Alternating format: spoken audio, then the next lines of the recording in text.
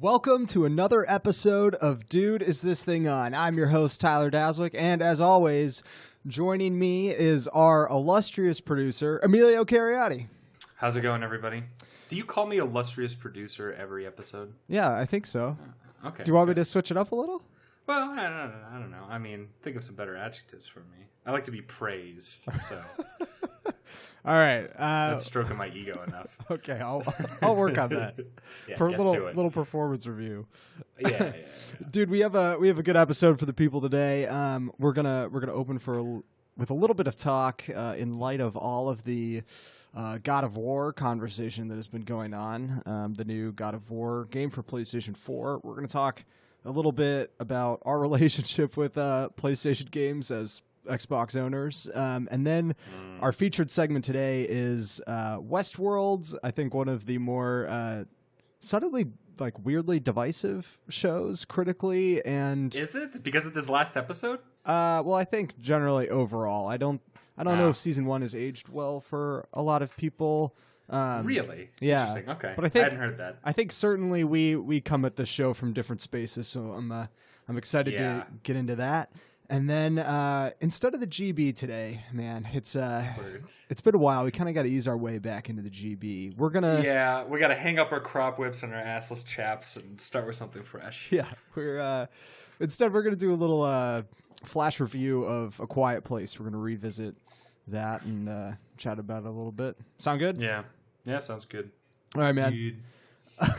But I wanted to start by talking about this God of War game. I feel like, anytime people start throwing around the word masterpiece, it kind of begs that you take a closer look at something. And yeah, but from what I could tell, this really is the Mona Lisa of video games. Yeah, it looks awesome, and I want to play it. And it's also exclusive to PlayStation, which makes me feel bad. Yeah, it describes a lot of games. I feel a lot of great games. Games this generation are PlayStation fucking exclusives, and we're, as Xbox owners, getting hung out to dry a little bit. Yeah, I'm just so frustrated because we both had the 360. And, the Xbox One and the PS4 kind of come out as the new generation. And we had a chance to make the switch. Yeah, and that's the worst part of it. I don't know if you've ever come close to doing something like magnificent. I sure haven't. But I've heard from people that have, like, almost won the lottery by, like, one digit or whatever. Right. That, like, fuck, you were one digit away from being a billionaire. That's sort of what I feel like here, where I've got a losing ticket, but it was just so close to not being a piece of shit, and it hurts. It's a little twist of the knife every time a great fucking game comes out on the PlayStation, and I'm stuck with Cuphead, which, hey, is a great game, but you have like one really good exclusive for Xbox and like 6 or 7 now for PlayStation, which I haven't been able to play. Haven't played Horizon Zero Dawn. Obviously, I haven't played God of War. And I'm not going to be able to fucking get to play The Last of Us 2. And I didn't get to play... Well, actually, that's not true. I did get to play Uncharted, but I had to play it on my friend's PlayStation like a chump. Yeah. One of the best gaming decisions I ever made was I bought my buddy's old PS3 for $100 and played the first 3 Uncharted games and The Last of Us on it. And it was worth it for $100. Yeah, that's probably what I'm going to have to do with the PlayStation is just get like a first-gen PlayStation and just cut my losses. Yeah, I mean, would you ever trade in the Xbox, though? Would you ever make the switch totally? I made the switch from PlayStation to Xbox when I was like, in middle school. Wait, so really? I've done it before. Yeah, well, first off, when I started playing video games... Halo, right? Yeah, pretty much. Like Halo 2.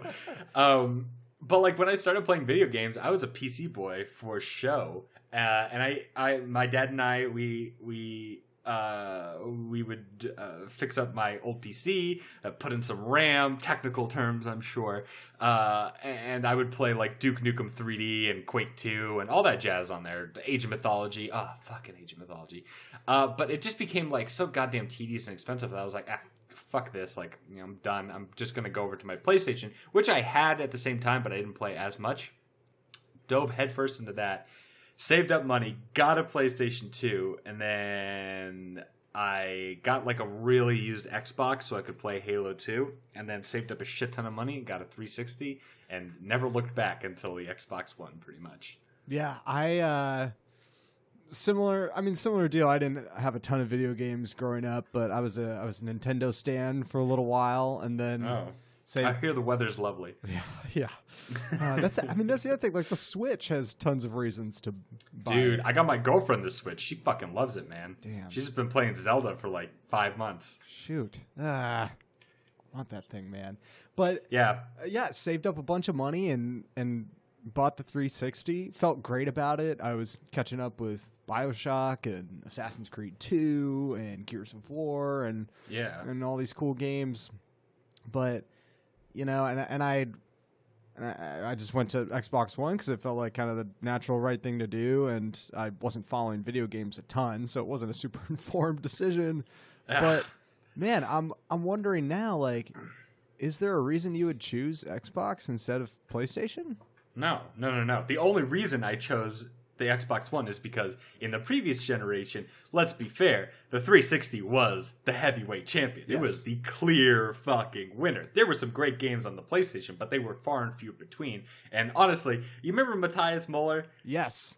Yeah, I remember like freshman, sophomore year, that fucking kid only had like a PlayStation, and I felt fucking sorry for him.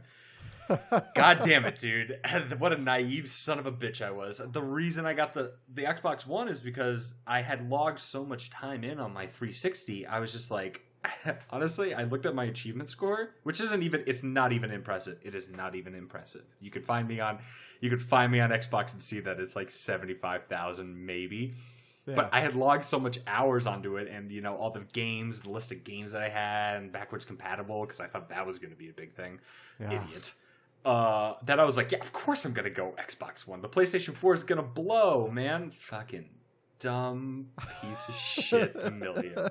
I knew it was a bad idea when they did that stupid, I think it was E3, or maybe it was, I can't remember what convention it was. I want to say it was E3, the Xbox One, like, did that big announcement where, for, like, DRM purposes, it had to be logged onto the internet at all times, and everybody like freaked the fuck out. And I was like, it's fine, it'll be fine. They'll like retract the statement, and they did. But it was blood in the fucking water, and I should have gotten out. And now my dick is getting chomped on by a bunch of piranhas, and all the PS4 kids are fucking laughing with their God of War and their Uncharted 4 and their Last of Us 2, and I'm fucking sitting here with Halo 5. Great. What a shit game.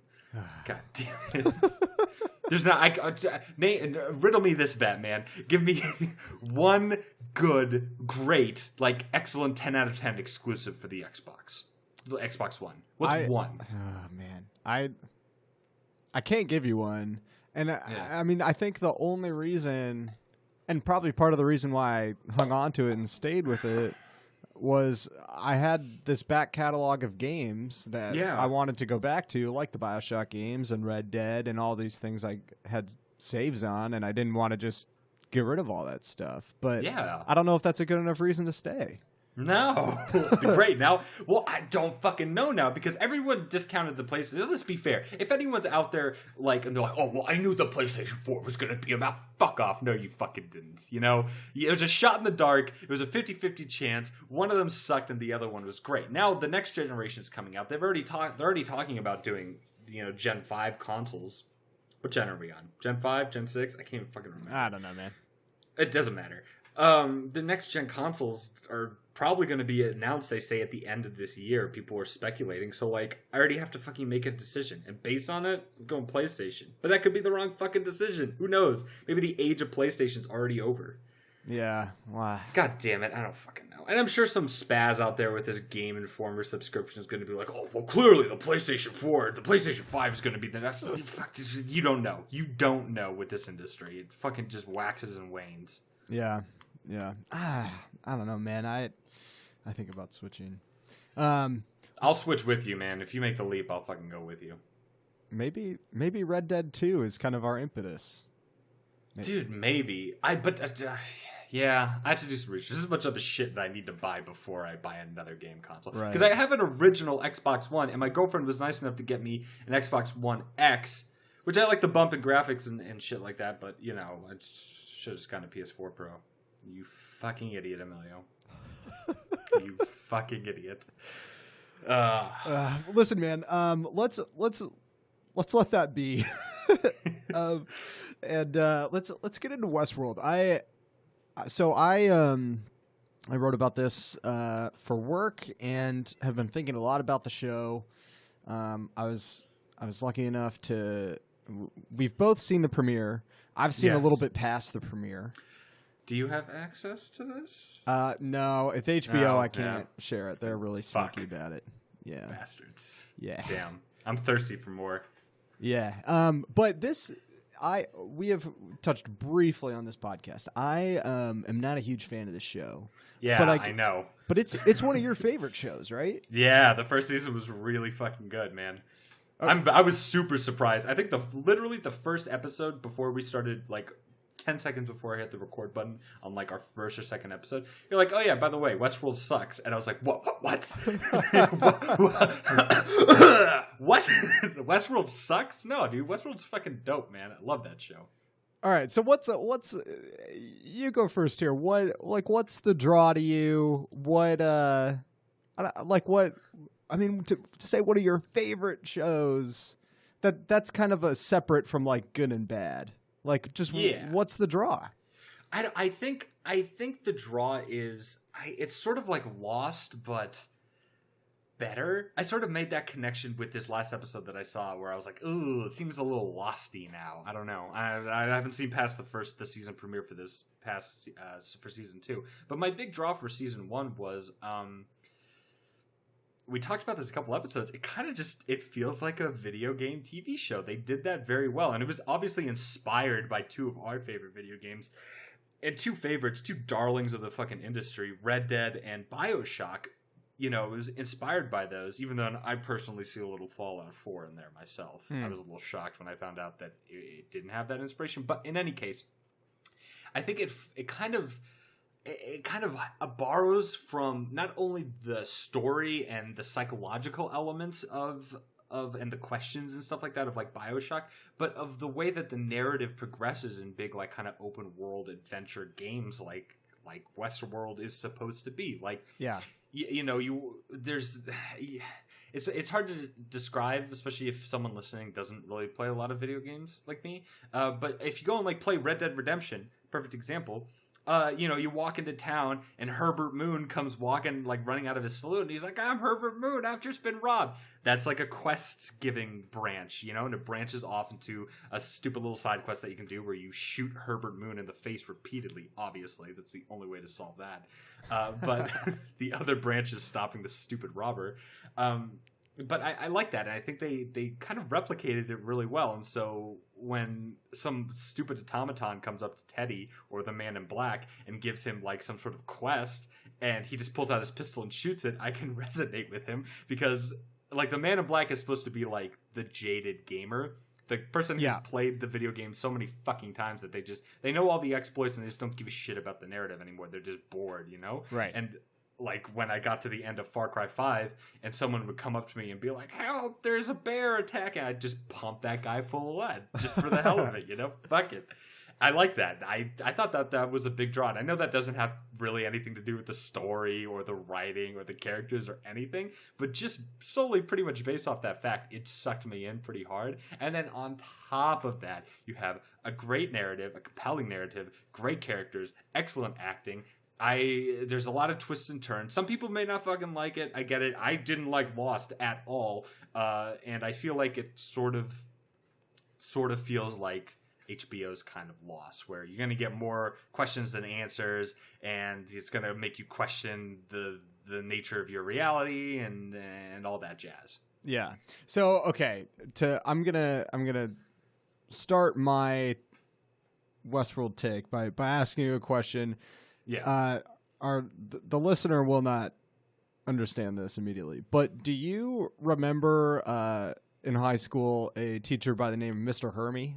Yes, I do, and he was one of my like favorite teachers. I knew you were gonna pull him up. Yeah, Mr. Hermie was the man. And Mr. Hermie was the man. And he, probably the biggest Lost fan either of us have met. Yeah.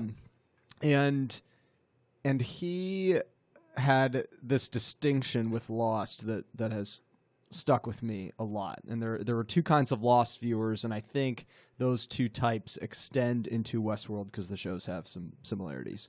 So there are people who, for the sake of this conversation, watch Lost for the characters and people who watch Lost for the island. In the same way, I think there are people who came to Westworld wanting to watch it for characters and people who came to Westworld wanting to watch it for the park. And that's a good point. And for me, if you come to it wanting to watch for characters, it is a supremely unsatisfying show. Really? Yes. Why? Because the underlying premise is really cool and really good. Here is a theme park where people are given infinite choice and option and freedom to basically be whoever they want to be.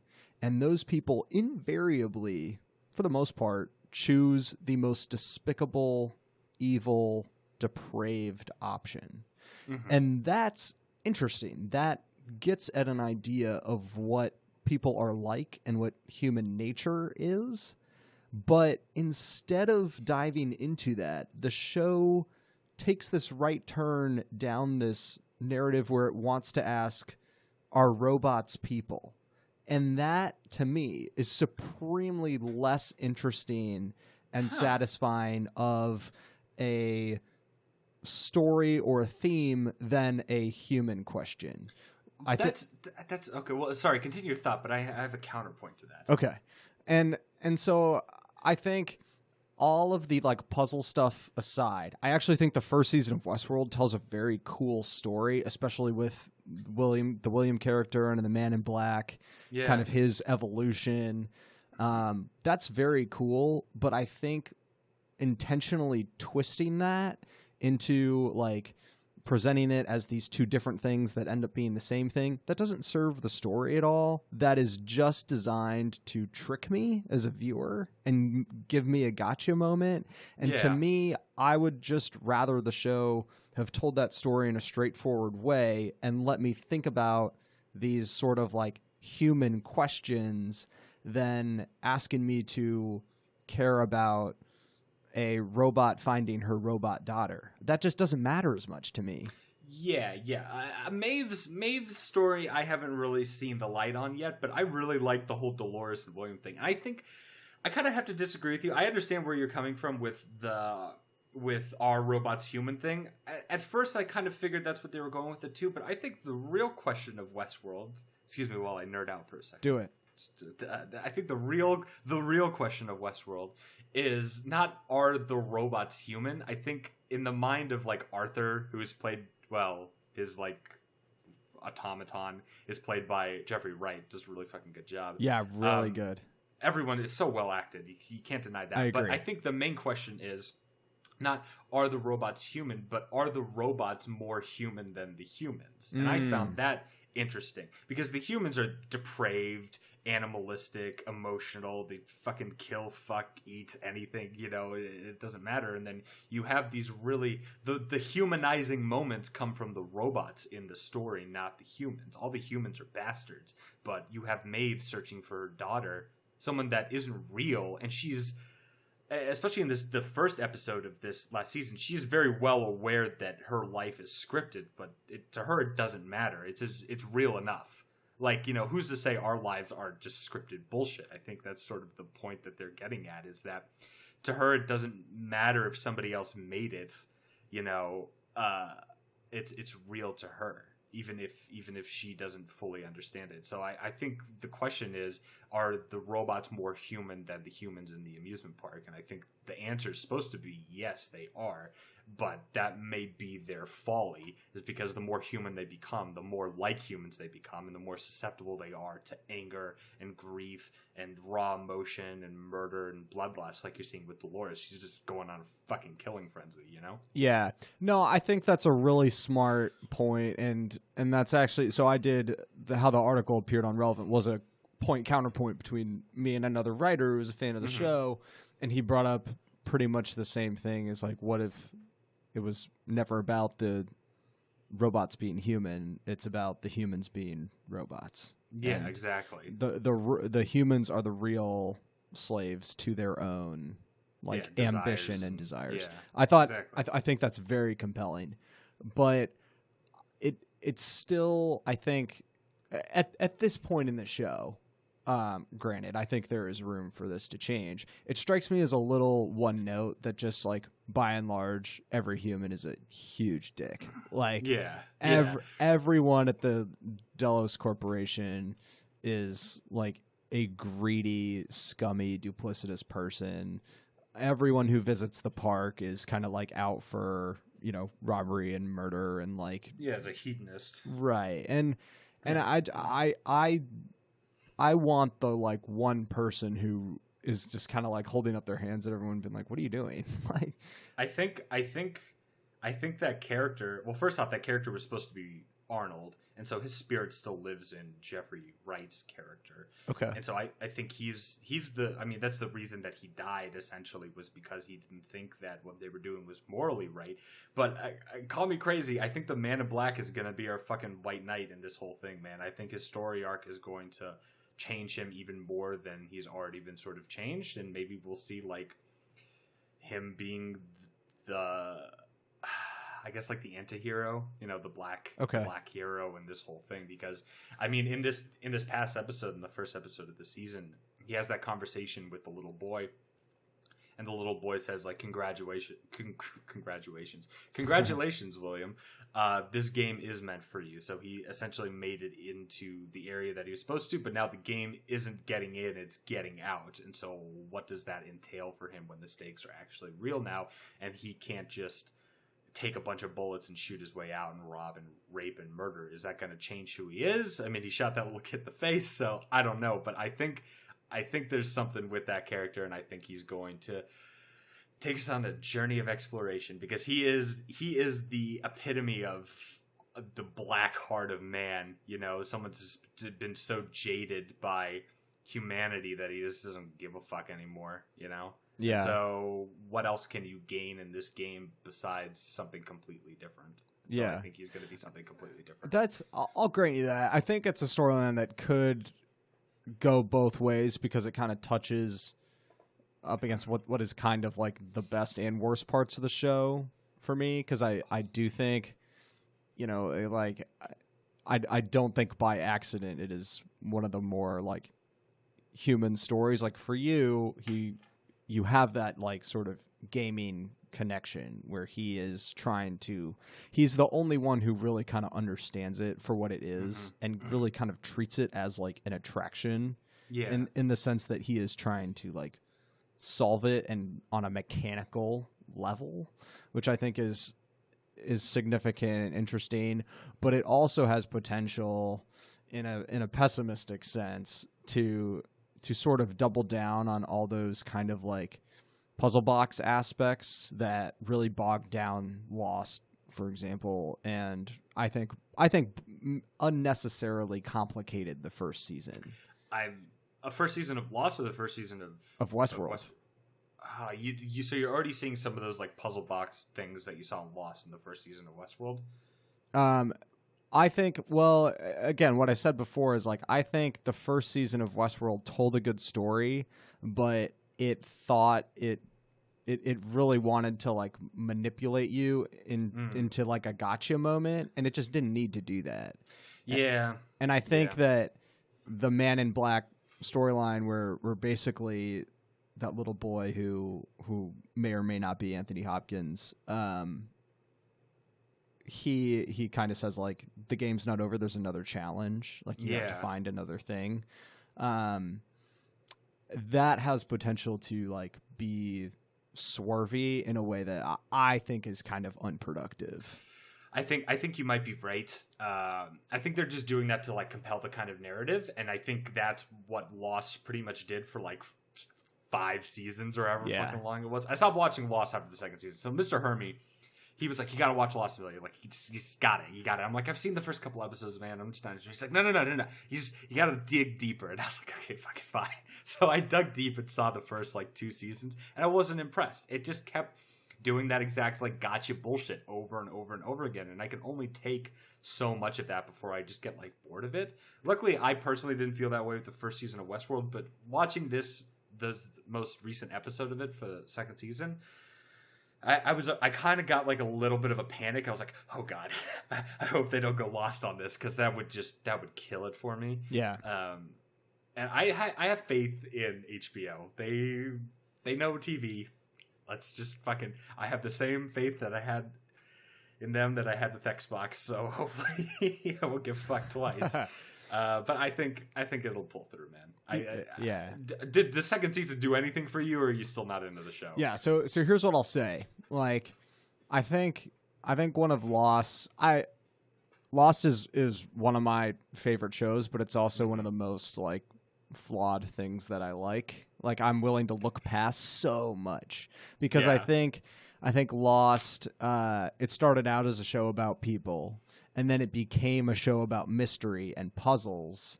And then when it came time for the ending, one of my favorite sort of like TV rules or philosophies that an ending of a show tells you what it's really about. And Lost's final episode is about people, not the mystery. And they kind of abandon all the puzzles because they're like, "Oh, we were really a show about people the whole time." And that is what pissed everyone off, because seasons 2 and 3 and 4 and 5 told you it was about puzzles. And then they swerved at the end. And it was like, what the heck? And so that was the big betrayal of Lost. What I give Westworld credit for doing is, from what I've seen of season 2, which is about the first half, I've seen about the first half of it. You lucky son of a bitch. Is I think it is on an upward trend for me because it never really wavers in what it wants to do. I think there's less sort of like trickery and deception in the 2nd season, which I appreciate a lot. Cool.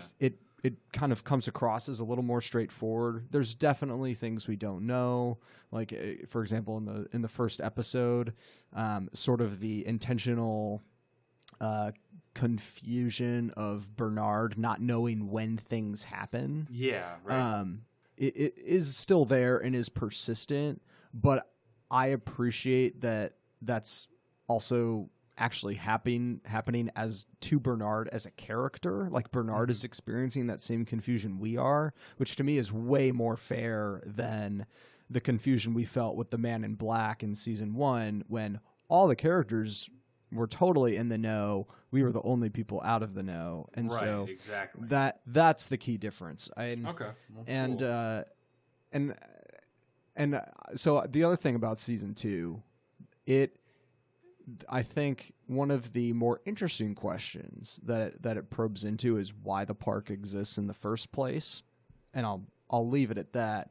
But I think so much of the show, in sort of like a currency sense or a value sense, is about knowledge. You kind of are like propelled forward by like knowing more about, the park, or the park's creators, or the world the park exists in, or its relation to other parks. Like, so much of the thrust going into season 2 is, now we know there is more than one world. Yeah, they kind of touched up on that in the end of season 1. And also, if you know about Westworld and how it was, who was written by, and that it was a movie back in like the 70s, you know that there are other parks, not just Westworld. There's Samurai World and all this other bullshit, right? And you get a little tinge of that. And then what I really liked is they kind of broke down, they really broke down the fucking fourth wall, where at the beginning of this season, they're like, all right, curtains up, like guards here with automatic weapons. The Chinese government's like getting involved. So obviously it's some island off the coast of fucking like China or something, in the South Pacific. Right.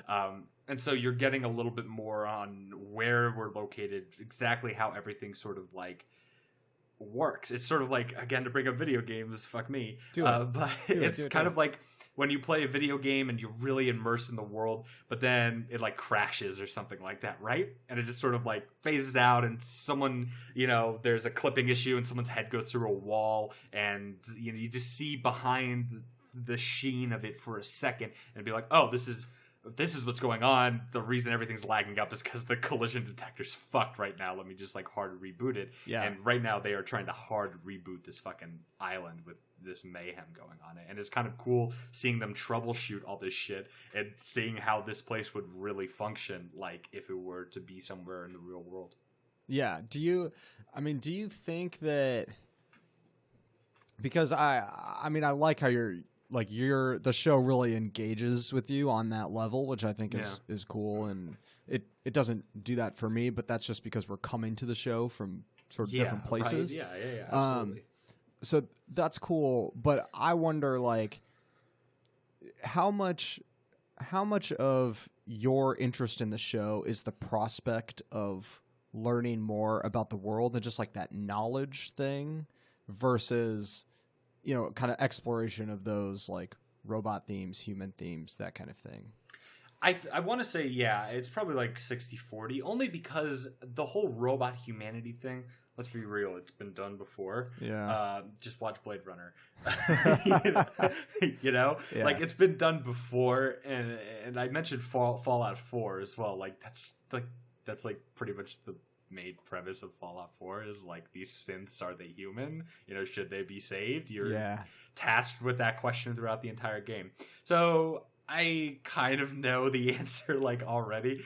I wouldn't fucking shoot one of them in the face. I would feel fucking terrible about it. But clearly these rich assholes don't really have that thing switched on in their brain. So I kind of know where they're probably going to go with that. So for me, it's more about the world and the functionality of it. But I mean, there's the puzzle aspect of it too. I really want to know what the maze is, what the real answer is. I'll definitely reflect on it. If it's something really compelling, like with BioShock or something like that, I reflect on the end of those games because it says something about like our humanity and stuff like that. And even though the whole robot humanity thing is kind of overplayed, I'm hoping that there will be a new take on it at the end. So I'm in it for the world, definitely, but I'm in it for the puzzle too. I want to see what's at the end of the road with this one. Okay. Yeah, I think what that brings to my mind is like, so we learned that the maze was never really a thing. It was all really like, the maze was self-actualization for the robots, which it's an epiphany. Yeah. All right. I think what has me kind of encouraged and what keeps me on board with season 2 is that we have no idea what that objective is that the Man in Black is chasing this time, but it definitely seems like it's something like valuable and like physical, and it's either like information that will change the way we see everything, or it's something we can touch. And I think, if it all ends up to be like some sort of abstract idea again, that will bother me a lot. It depends on what the idea is. If it's like something fucking stupid, like, oh, well, the robots are definitely humans and they should have robot rights. And I'm like, oh, God, what did I do? Like, it'll happen 7 years from now, like Game of Thrones. Because, I mean, this is supposed to be the new Game of Thrones. So this shit's going on for the next decade. Buckle in, Buttercup. Like, we're in it. So 10 years from now, if that ends up being the final answer, I'm going to shoot myself. I'm going to shoot myself and then my dog. Like, I'll just fucking end it, So I hope it's something more compelling than that. I don't know if they're going to answer at the end of this season. Maybe they will, but if it goes the way that I think it is, they're going to breadcrumb this motherfucker for the next decade. Yeah. And in that way, like, I think I'd be more willing to just let it cook, because it's said from the beginning, we're a puzzle box show. We're about mystery and elusive answers, and we're in this kind of sci-fi stuff that is gonna brush up against some cool ideas, but really we just want you to keep you guessing. And if they do that for 5 years, like, whatever, I don't know. I think there will come a point where this sort of like constant sarcasm and violence and intensity will kind of wear on me, like it does with Game of Thrones. But I know I feel the same way, dude. And I know what you mean by let it cook. You're like, wait a couple seasons and then like play catch up. Because that's what I did with Game of Thrones, where I saw the first 2 seasons and I'm like, groovy, I'm in it. And then season 3 came out and I watched a couple episodes and I'm like, ah. And so I waited like 6 years and then went back and just hammered them the fuck out, and now I'm all caught up, you know? And I have to say, I'm glad I waited. I will probably end up doing the same thing with Westworld. As cool as it is, like, I'm not the type of person to tune in next time. Like, which is why I'm like, give me the fucking codes, Tyler. Like, I just want to fucking see the season. I don't know why HBO still does it like weekly. Just get with the times, man. Give us the fucking season, and I will see you next year. Yeah. You know, if I want to have the self-discipline to just watch it every week for the next thing and make believe it's like television, fine. But come on, man, just do the Netflix or the Hulu thing and give it to me straight, cracker. Yeah. Sorry, actually... I've read the last half of Iceberg Slim's Pimp, so okay. I'm in deep. Yeah, no, that's actually a cool point, because it was almost the downfall of the first season to air in real time, because all the forums and Reddit and the internet collectively solved the show before the show told us the answer. And right. And so I was like, oh, I guess he's the Man in Black. Cool. I guess I'll watch the last 2 episodes. Yeah. So the conversation quickly became like, when is the show just going to tell us blank? Instead of, if we had watched it all the way through, we'd be like, oh, but wait until episode 6. There's a great twist. I know, right? Because you know, and it's that knowledge where you show up at the water cooler the next day and you're like, oh, you saw episode 3? That's nothing compared to episode 9. You're like, oh my God, you've already seen episode 9? You're like, yeah, I didn't do any of my work, man. Like, I just sat there and watched. And that's cool. Fuck it. I like that. I like that more than episodically coming in and being like, oh, did you see last night's episode? And then you have to sit there and remember like, oh, what happened in episode 2 again? That was like 3 weeks ago. You know, instead of just being like, I just saw episode 2 last night. It was amazing. I'm going to go watch episodes 3 through 9 tonight. Right. And the show, it went so hard into the puzzles that if that was the main modus of conversation, it didn't hold up because the puzzles weren't smart enough, you know? And then the ideas weren't like, and this is not a knock, but the idea, since it invested less in the ideas, there was less to talk about there. And I don't mean that negatively. That's just how any show works, and that's how like that sort of trade-off works. Yeah. And you know, this season, I am kind of curious to hear just how people talk about it, like, because each episode kind of like gives you a little more, but it's less like. It's in less of like follow the clues way, and it's more just like, oh, here's something you didn't know. Here's something you didn't know. And some of that stuff, man, is kind of cool. Cool. Well, that's good. Normally, season 2 falls into season 2-itis, where they give you that stuff, but normally it's just crap that you didn't really need to know. So I'm glad to see that it's like actual good information that'll help you maybe understand season 1 better. I'm excited to finish up season 2 and then go back and watch season 1 and see what I think of it then, you know? Yeah. You know? I feel like that'll open up some stuff that you're going to be like, oh, wow, that's going to be really important in season 2. I can't believe I didn't realize that. Because you're not going to be able to recall all the small nods and shit from season 1. Yeah. And my watch didn't really help me with this, but I'm sure they've planted seeds. You know? Yeah, no, I'm sure they have. It's like BioShock. You go back and you're like, oh yeah, he did say "would you kindly" every time he opened his fucking mouth. Like, damn it, you know? Man, what an awesome game. I've been thinking about it a lot lately. I've been thinking about Infinite a lot. I really like that one. I know that one gets a lot of knocks, but I liked it. I don't know why I feel like there's suddenly tons of backlash with the BioShock games. Like Infinite. I don't know either. I think they achieved such greatness that people now just hate on them, like the Yankees. Yeah. It's like, you fuck the Yankees. And I'm like, you're from Baltimore. Like, what the fuck does that matter? Yeah. That is a cool, though.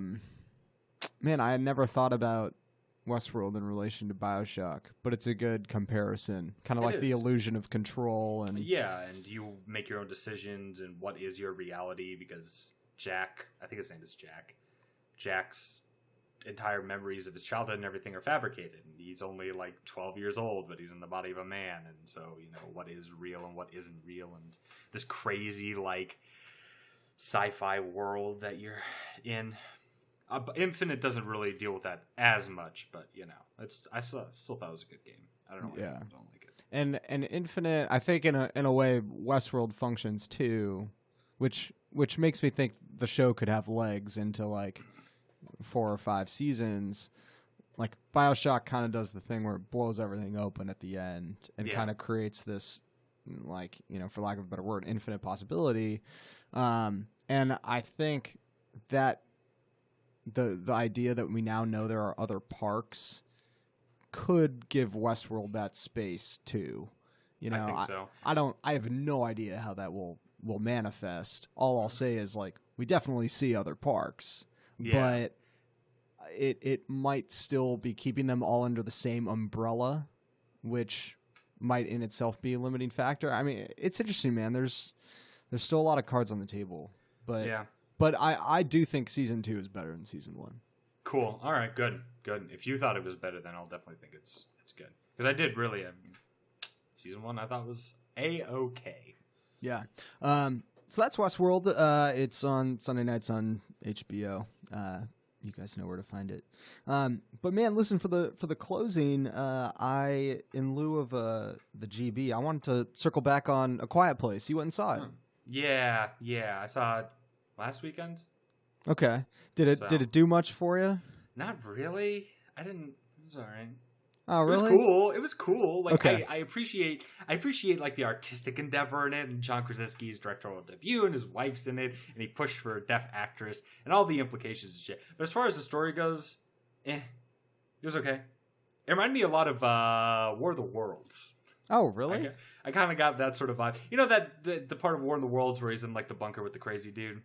Yeah. I kind of just got that feel from it, and there's these, like, you know, all-powerful monsters, and they have to be quiet, just like in fucking War of the Worlds and stuff like that. Obviously, there's a different spin on it and shit, but I had some problems with, like, I kind of aired these problems to you, where I know it's petty and bullshit, and people are going to be like, oh, well, you're just nitpicky, and fuck it, maybe I am, but there were some questions that I had about the human body, so the whole premise is they have to be super duper quiet because these invisible monsters with armor plates and shit will come in and just tear them to fucking shreds, right? Yeah.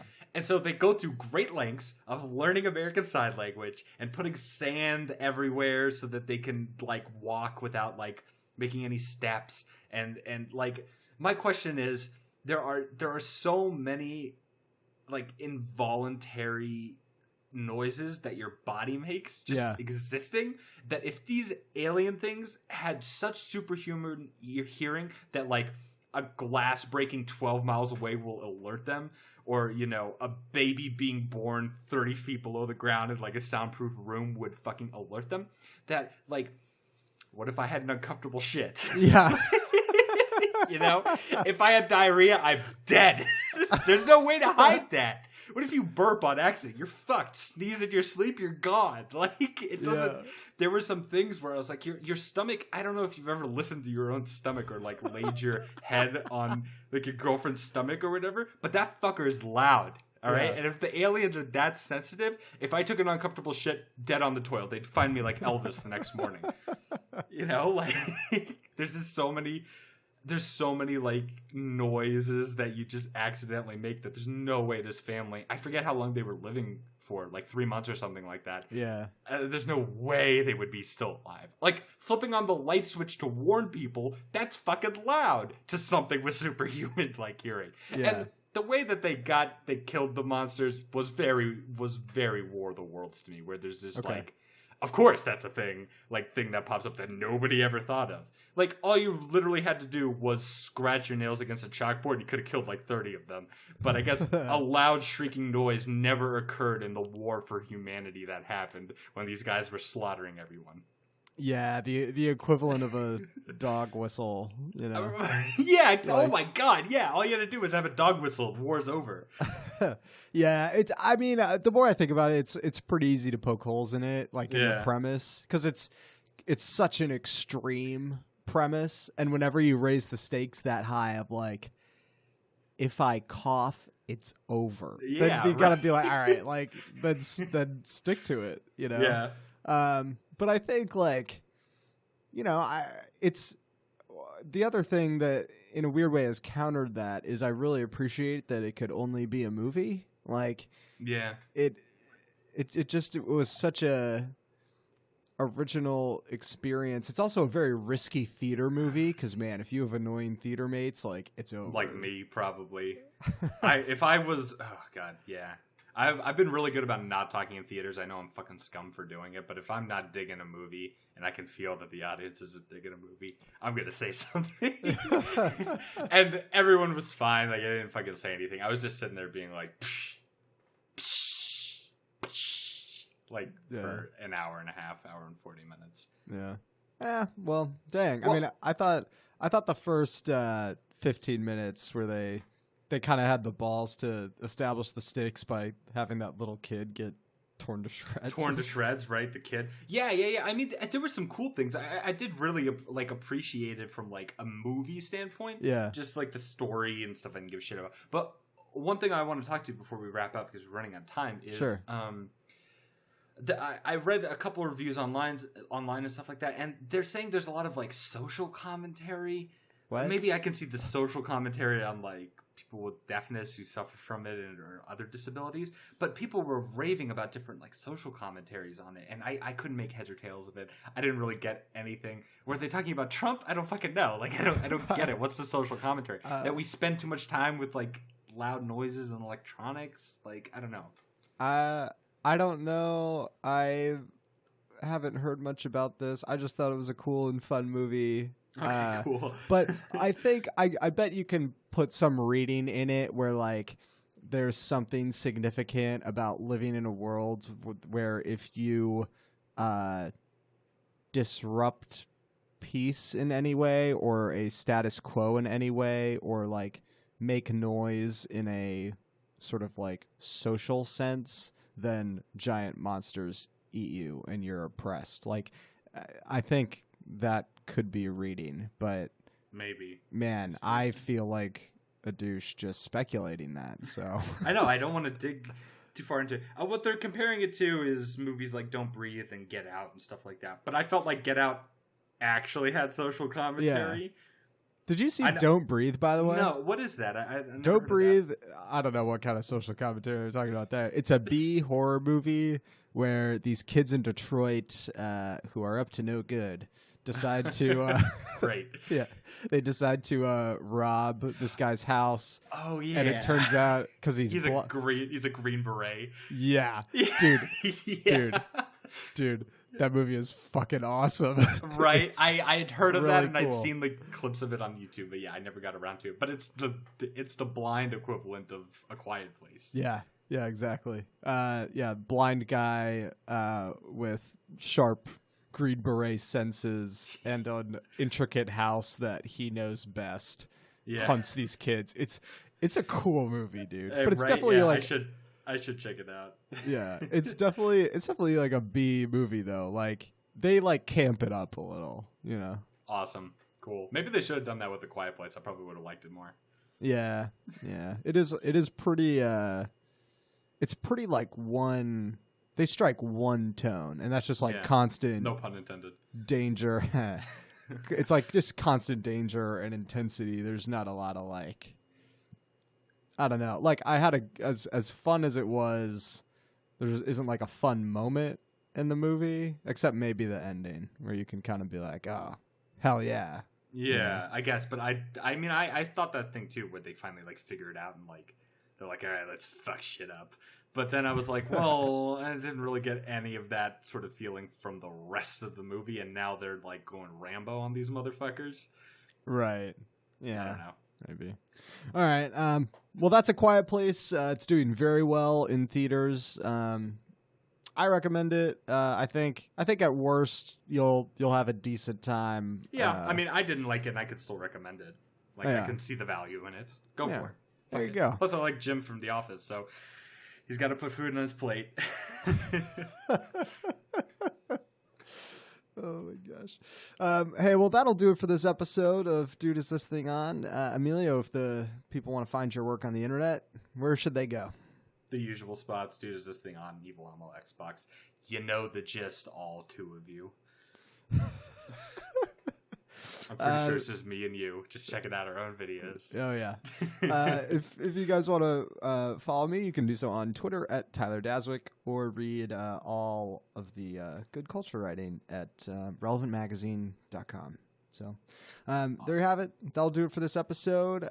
Next week, we'll probably circle back for our part 2 of A Way Out, and maybe we'll revisit Westworld a couple times this season, too. Yeah, probably. I will at least bring it up when I'm like, that was bullshit, or that was amazing. You guys will hear it, definitely. Yeah. Awesome. That'll do it for this episode. We'll see you guys next time. See you guys.